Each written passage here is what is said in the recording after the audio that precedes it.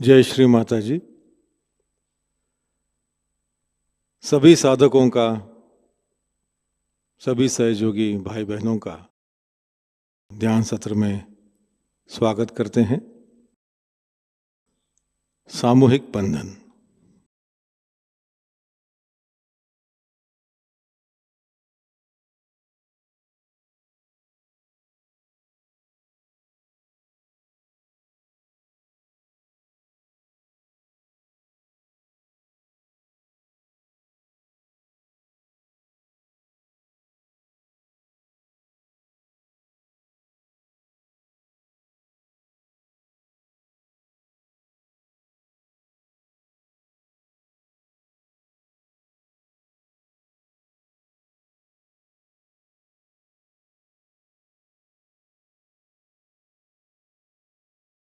तीन महामंत्र और श्री गणेश मंत्र।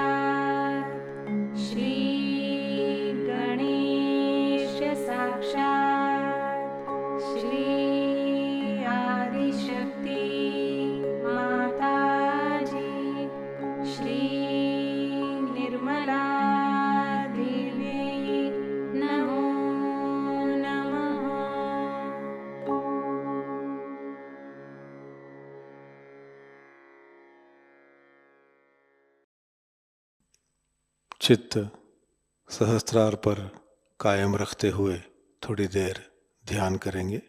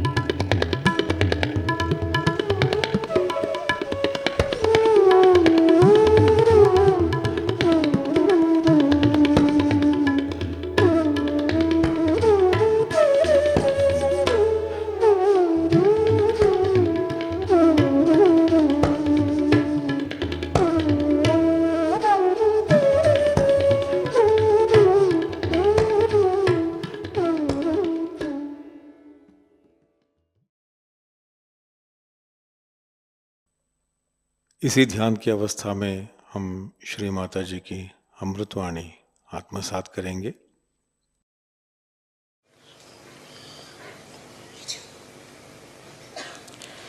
आज का योग बहुत ज़बरदस्त और इस विशेष योग के दिन जिसे कि अंगारकी कहते हैं, अंगार की चतुर्थी, कृष्ण पक्ष की चतुर्थी है। हर चतुर्थी को श्री गणेश का जन्मदिन मनाया जाता है, लेकिन जो मंगलवार को आती है, कभी कभी आती है साल में एक आध बार, कभी 2 बार, कभी 3 बार, जिस मंगलवार को कर चतुर्थी आ जाए तो वो दिन बहुत बड़ा मनाया जाता है। और आज वही योग है कि हम लोग मंगलवार के रोज़ गणपतिपुणे में बैठे हुए हैं, जबकि यहाँ ये बड़ा भारी योग अंगारकी का माना जाता है और यहाँ पर हज़ारों लोग आते हैं श्री गणेश की पूजा करने के लिए। और इस कदर वहाँ पर गाड़ी जाम हो गई थी, 60 गाड़ियाँ सामने की, हम तो पूरा घूम के फिर आए, क्योंकि कितने भी जल्दी चलने से फ़ायदा नहीं हो, जो होना होता है इसी प्रकार होता है। और जब तक सहज में हम इस बात को नहीं समझ पाएंगे कि जो भी होता है उसको सबूरी से देखना चाहिए, उसमें सबूरी होनी चाहिए। कि अगर आप उसी वक्त जल्दबाजी करें या कुछ घबराहट आ जाए तो कार्य नहीं हो सकता। सबूरी करें, और सबूरी करने से बराबर सूझ जाता है कि क्या करना चाहिए, कैसे करना चाहिए।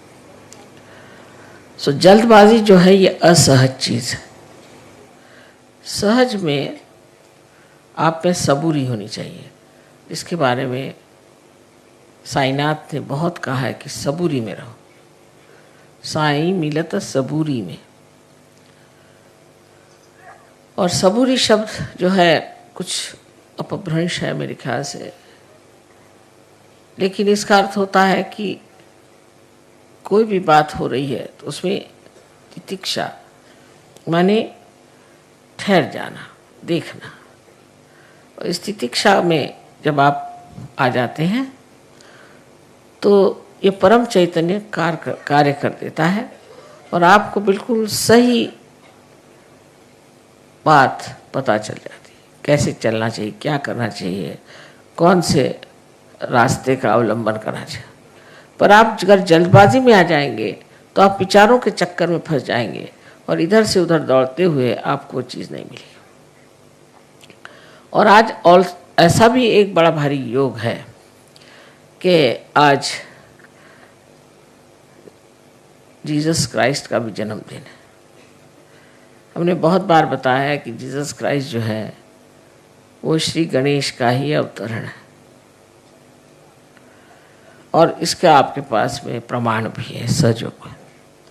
सो आज उनका जन्मदिन होना, आज इनका भी जन्मदिन होना, मंगलवार का दिन होना और इतना बड़ा समारंभ होना और सब दूर आतिशबाजी होना, ये बहुत बड़ी योग की बात है जो हम इस महागणपति के स्थान पे आकर के उस महाविष्णु की पूजा कर रहे हैं। अब समझने की बात यह है कि श्री गणेश की जो विशेषताएं हैं, उनकी कौन सी विशेषता है आज के दिन जो प्रकटित होती है। ऐसे इससे पहले मैंने बताया था कि विनय, या जिसको कहते हैं हम ह्यूमिलिटी, नम्रता, वो उनका विशेष गुण है। और दूसरा है उनका विजडम, इसके लिए मुझे शब्द नहीं मिल रहे थे मराठी में। इसको उन्होंने बताया कि विजडम का मतलब है सुबुद्धि। चलिए ठीक है, सुबुद्धि। बहरहाल ये सब चीज़ों का दान गणेश तत्व से होता है, लेकिन उनमें एक और विशेष है कि वो बहुत ठंडे दिमाग आदमी है, बहुत ठंडे दिमाग आदमी है। उनकी चाल बहुत ठंडी है। जैसे कि हाथी है, हाथी में आप देखते हैं कि बहुत धीमी चाल है, पर उसकी चाल ऐसी सुंदर होती है कि किसी भी स्त्री जो अच्छे से चलती है उसको कहते हैं गजगामिनी, माने वो हाथी के जैसे चलती है। धीरे धीरे पाँव उठाना, कहाँ पाँव रखना वो सोचना, कहीं कोई पैर के नीचे चींटी ना आ जाए, कोई जानवर नहीं आना, इसका ख्याल करते हुए वो चलते हैं। और सामने अपनी सूंड से फूंकते चलते हैं कि सामने कोई और ऐसी चीज़ हमारे सामने नहीं आ जाए कि जिससे हमारे हाथ से वो नष्ट हो जाए। दूसरे वो सिर्फ घास खाते हैं और घास खा कर के भी इतने बलिष्ठ होते हैं कि जो बड़े बड़े काम होते हैं जिसमें कि बहुत वज़न उठाना पड़ता है, वहाँ पर सिर्फ हाथी का ही उपयोग होता है। तो इस हाथी की जो विशेषता है वो ये भी है कि ये बहुत धीमी तबीयत का आदमी है, किसी मामले में जल्दबाजी नहीं करता। और दूसरी इनकी जो और विशेषता है वो ये है कि ये इनकी जो स्मरण शक्ति है, मेमोरी है, बहुत स्ट्रांग है, बहुत स्ट्रांग स्मरण शक्ति। किसी अगर बच्चे को बचपन में भी देख लेगा तो कितना भी बड़ा हो जाएगा उसको पहचान लेगा। उसी तरह से ये लेफ्ट साइड में श्री गणेश का कार्य होने के कारण आप भी जानते हैं कि जब आपकी लेफ्ट साइड कमज़ोर हो जाती है तो आपकी मेमोरी ख़त्म हो जाती है, और इसलिए हम लोग हमेशा लेफ्ट साइड को उठाते हैं जब मेमोरी ख़त्म हो जाती है। वजह यह है कि आपके अंदर का गणेश तत्व कम हो गया। जब आप राइट साइडेड हो जाते हैं तो आपका लेफ्ट साइड का जो गणेश तत्व कम होते जाता है। जो आदमी बहुत ज़्यादा काम करते हैं, मेहनत करते हैं, उनकी मेमोरी जो है आप देखिए बुढ़ापे में इतनी ख़राब हो जाती है कि वो खुद को भी पहचान पाते हैं या नहीं, ऐसा प्रश्न पड़ जाता है। इसलिए श्री गणेश का जो एक विशेष गुण है कि उनकी सुबुद्धि तो है ही, पर उस सुबुद्धि के साथ उनकी जो स्मरण शक्ति है वो बहुत तीक्ष्ण है।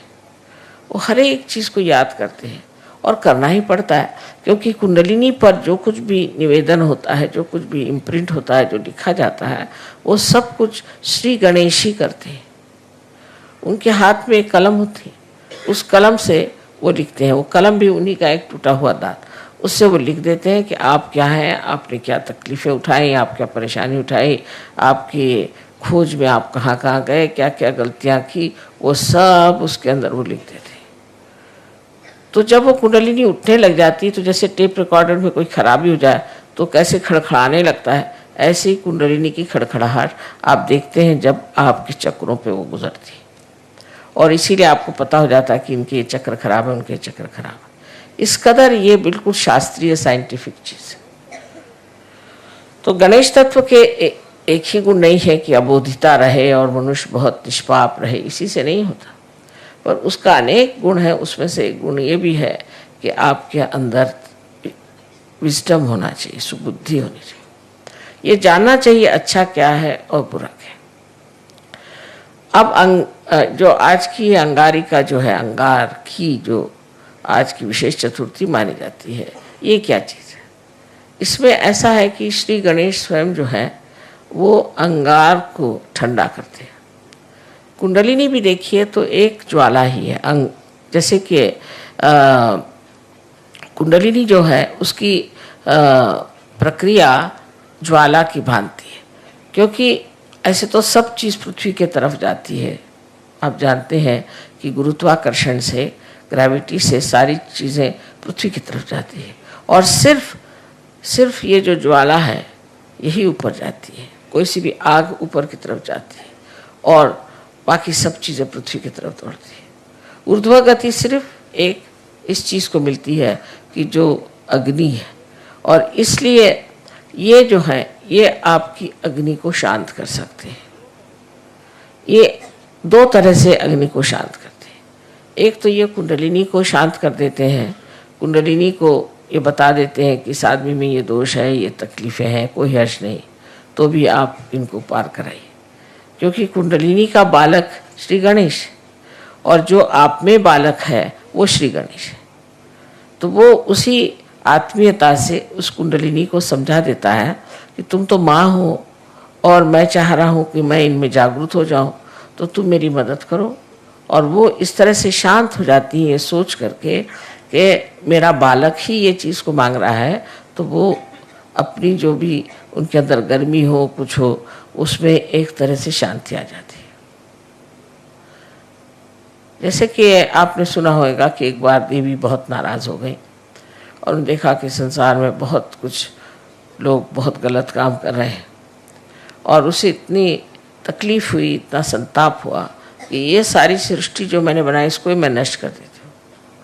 तो उन्होंने ये सोच करके और सब दूर संहार की स्थिति बना ली और बहुत नाराज़ हो गई।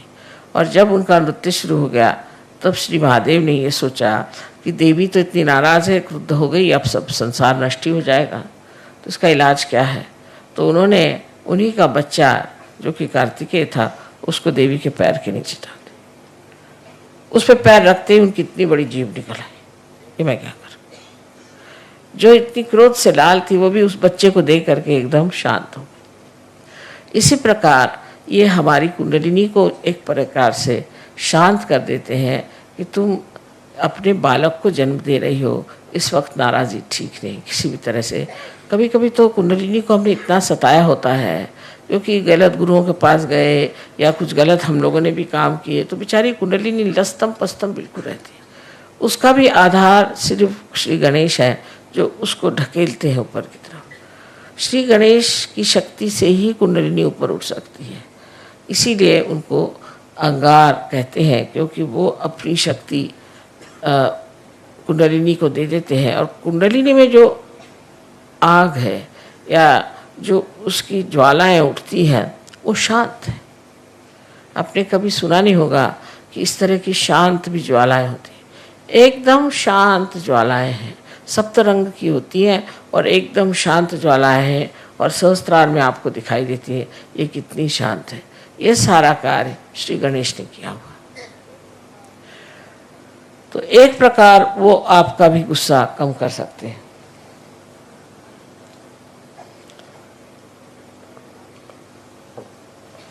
आपकी भी नाराज़गी दूर कर सकते हैं।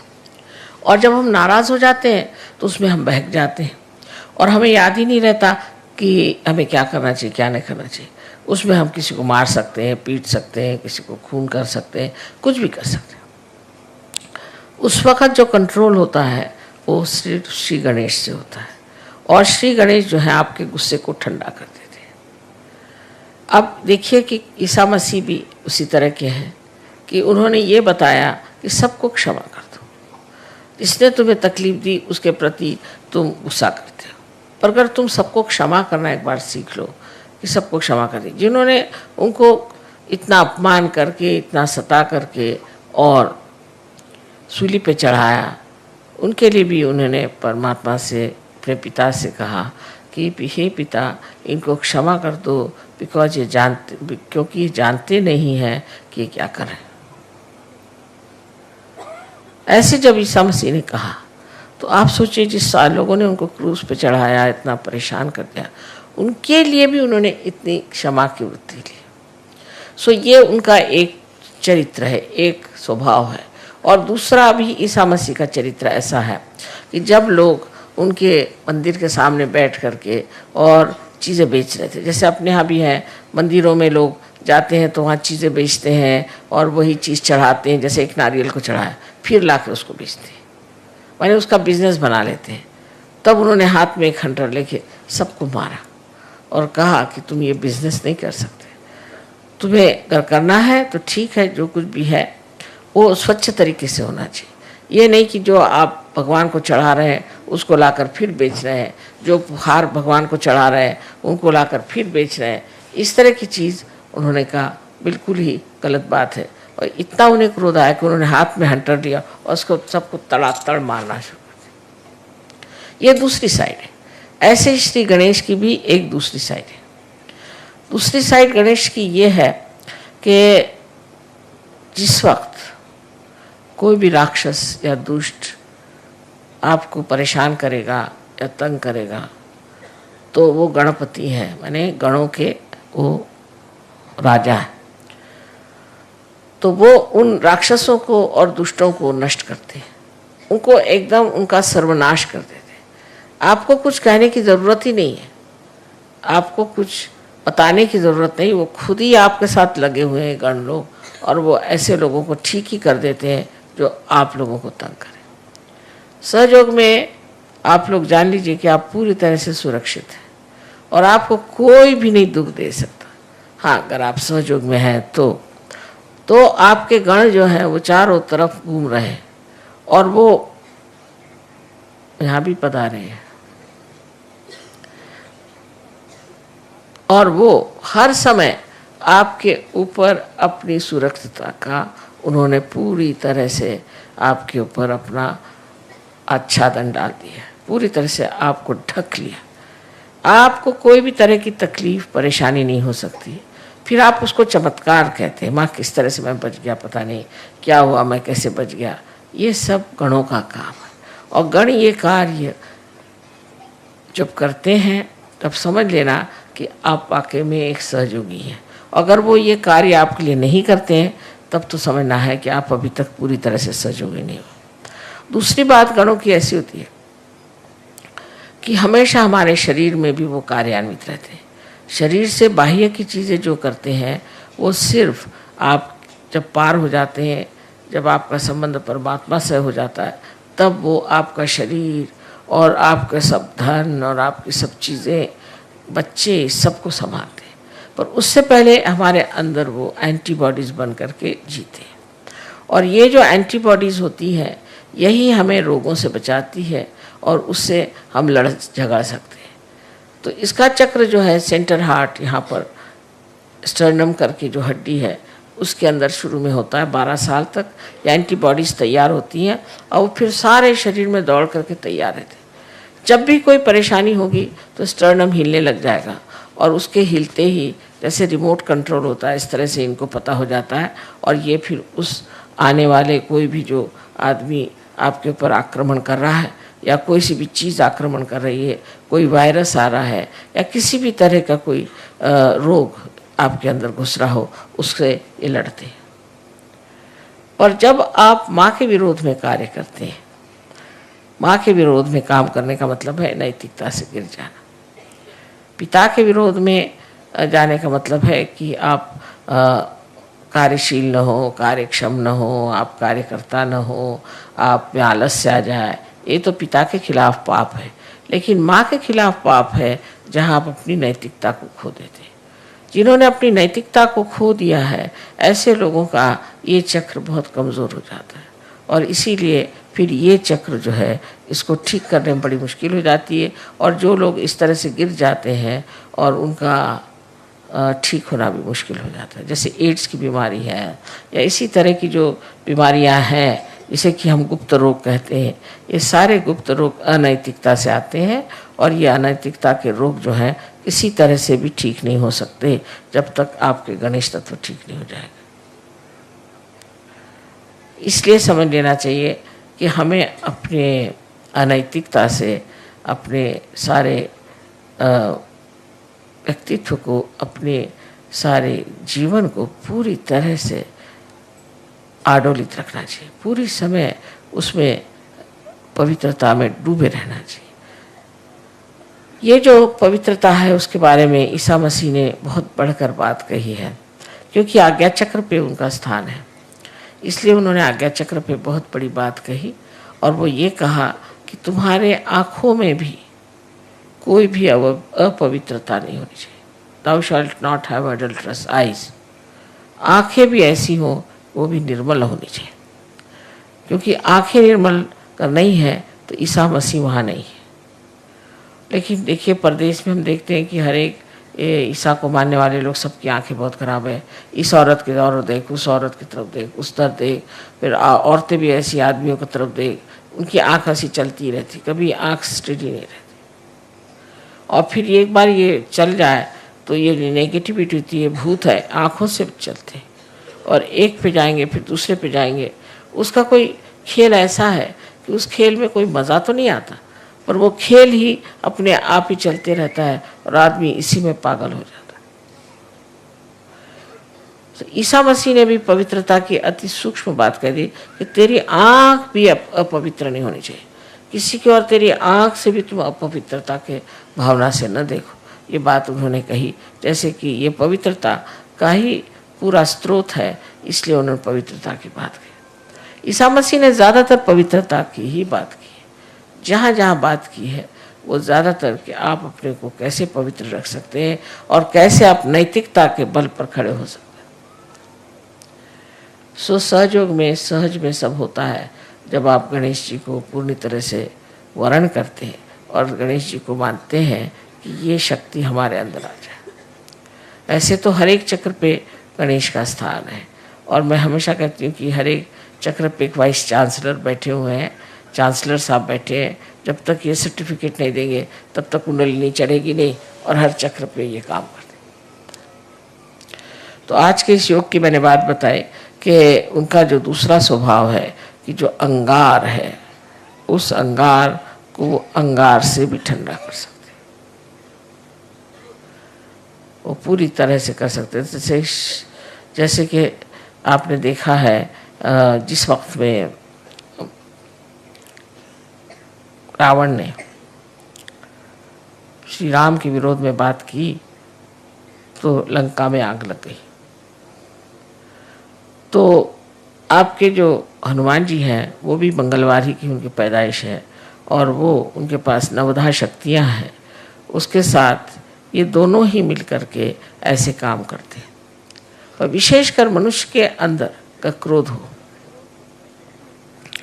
तो उस क्रोध को कैसे शांत करना चाहिए ये श्री गणेश जानते हैं, और वो फिर इस तरह से उस पर युक्तियाँ करते हैं, उस पर ऐसे ट्रिक्स करते हैं कि वो आदमी एकदम हताश होकर के और फिर मान जाता है कि मैंने जो किया वो गलत किया, मुझे ऐसा नहीं करना चाहिए।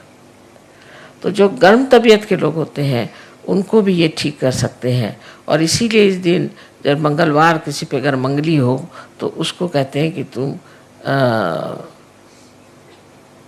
कोरल का जो पत्थर होता है जिसे मूंगा कहते हैं वो पहनिए, वो भी गर्म होता है। मूंगे का पत्थर पहने गर्मी से गर्मी मारी जाती है। वैसे भी आप देखिए कि जितने भी गर्म देश है वहाँ लोग मिर्चा बहुत ज़्यादा खाते हैं।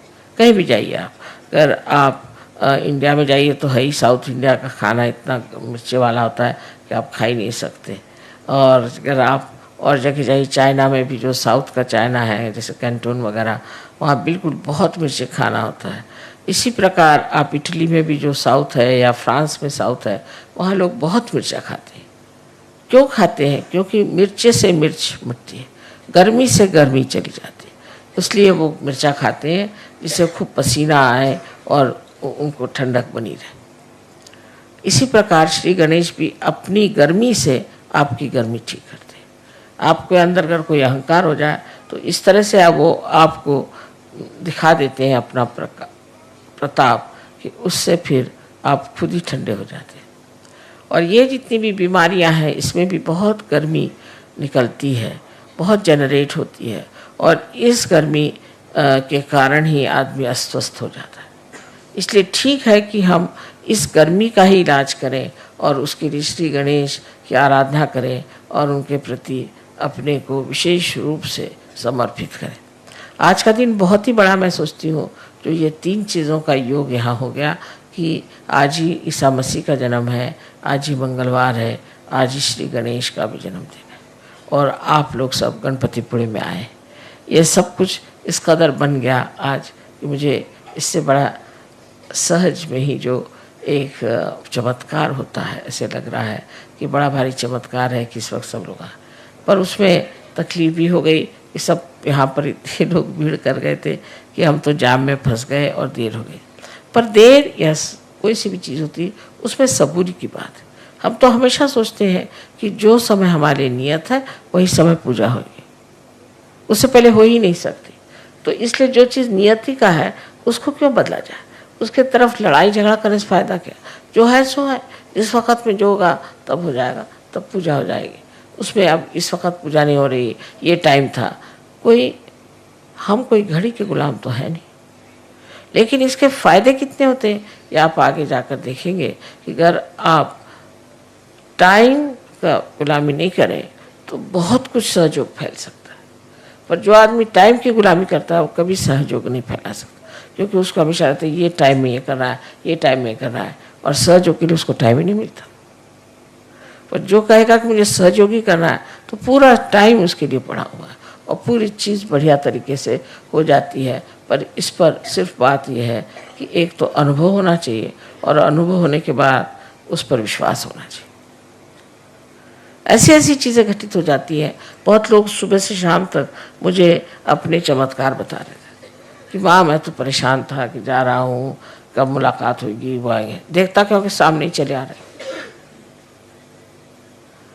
किसी भी चीज़ की आपके मन में इच्छा हो जाए वो चीज़ पूरी हो सकती है, पर विश्वास की बात है। और विश्वास में अंधविश्वास सहयोग में नहीं है, बिल्कुल अंधविश्वास नहीं, श्रद्धा है। जहाँ पर कि हम पूरे दिमाग से सब देखे हैं, जब हमने सब देख लिया और तब भी हम नहीं मानेंगे तो इसे क्या कहा जाएगा? इसे कहा जाएगा कि आप बहुत ही ज़्यादा बेईमान हैं, या आप झूठ बोलते हैं, और या आप महामूर्ख हैं। इनमें से तीन चीज़ें हो सकती हैं कि आप जब सब चीज़ों को देख रहे हैं, उसको जान रहे हैं, वो सब वर्तित हो रहा है, उस पर भी आप उस पर विश्वास नहीं करते, तो फिर आप में कुछ न कुछ खराबी। ये सब देखते हुए आप सोच सकते हैं कि श्री गणेश कितनी बड़ी चीज़ है। और वो इस महाराष्ट्र में 8 अष्टविनायक हैं, जिनकी वजह से इस महाराष्ट्र को बहुत ज़्यादा पुण्य मिला हुआ। लेकिन तो भी लोग इतने पागल हैं, वह इसी के पीछे दौड़ते रहेंगे, यही सब करते रहेंगे, कर्म कांडों में फंस जाएंगे, पर ये नहीं होगा कि सत्य को प्राप्त करें। अब आप लोग बहुत नसीब वाले हैं, बहुत समझदार हैं, जो आप लोगों ने सत्य को खोजा और आपने पा ली। लेकिन अब इसको बनाने के लिए आपको चाहिए कि आप गणेश के गुणों को अपने अंदर ले लीजिए। मैं देख रही थी हज़ारों लोग आए थे गणेश जी की पूजा के लिए।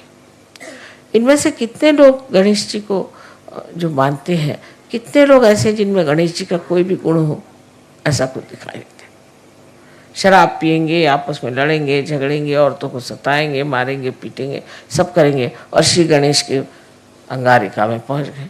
अरे आप जब इतनी बड़ी अंगार है तो आप काहे को आए हैं? इसका कोई विचार ही नहीं करता कि हम किसी चीज़ में विश्वास करते हैं तो उसके गुण हमारे अंदर कितने हैं। हाँ, हमें उन पर बड़ा विश्वास है, हम तो इनकी पूजा करते हैं, हम उनकी पूजा करते हैं। अच्छा, पर तुम्हारे अंदर उसके कौन से गुण हैं? ऐसे कोई सोचता है? लेकिन सच्चाई तो ये है कि अगर आप किसी को मानते हैं तो उनके गुण भी आपके अंदर आने चाहिए, और जब तक ये गुण आपके अंदर नहीं आते तब आपका मानना न मानना बराबर है, उसका कोई फर्क ही नहीं पड़ने वाला। आज हम श्री गणेश की पूजा करने वाले हैं, और श्री गणेश और गौरी की पूजा होगी, और इसमें यही जान लेना चाहिए कि गौरी एक कुंडलिनी ही है, महाकुंडलिनी महागौरी है। और इसका कार्य यह है कि अपने बच्चे को जो बहुत सालों से खोज रहा है उसको आत्म साक्षात्कार प्राप्त कराए, उसका पुनर्जन्म करे। ये इस महागौरी का कार्य है जो आप सबके अंदर स्थित है। इसलिए आज हम सिर्फ गणेश जी और गौरी जी की पूजा करेंगे, और बाद में देवी की पूजा होगी। सबको अनंत आशीर्वाद।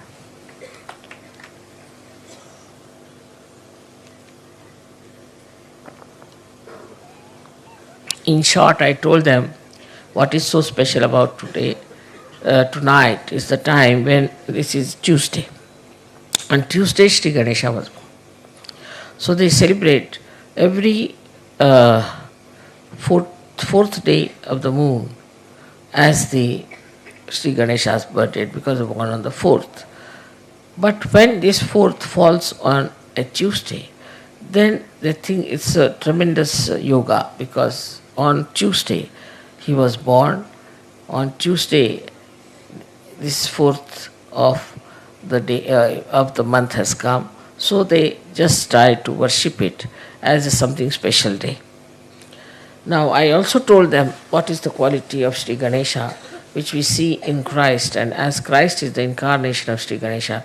Today remarkable thing is that the third yoga is that today is the birthday of Christ. And the fourth thing, which is very important, is that you all should be here on such and such day on Ganpati. So it's very important day, and that's how we have to learn that if you worship Ganpati or if you worship Christ, we should try to think what qualities we have got within ourselves. Now regarding Jesus Christ, you know him very well.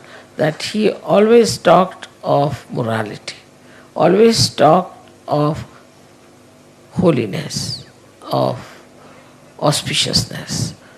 And all these things, you see, the holiness and the complete cleanliness within your being is to such an extent that he said that thou shalt not have adulterous eyes. So Sri Ganesha also was against the adultery. Any kind of adultery he was against, and that's why those people who indulge into adulterous life suffer very badly. It's rather difficult to cure them. All these diseases which are incurable of Ganesha's problems are really difficult because here you have insulted Sri Ganesha, and that's why he gets angry with you. Now his style is of two types. One is by which he soothes you down, he soothes your kundalini, and the second one is where he really gets angry with you and tries to punish you. These two qualities here. So one has to be very careful when you are dealing with your morality. The morality should be a part and parcel of your being. That you should be proud that you are moral and that you should try to lead a very moral life without torturing anybody, without troubling anybody. In Sahaja Yoga, I hope it is all very clear cut that we have to lead a very, very moral life. Of course, all my lecture can be translated later, and I hope you will be able to enjoy it. But this is the best part of it, that today we have the birthday of Christ, the birthday of Sri Ganesha, and also on such a date which is so well worshipped and regarded as something important in India. May God bless you.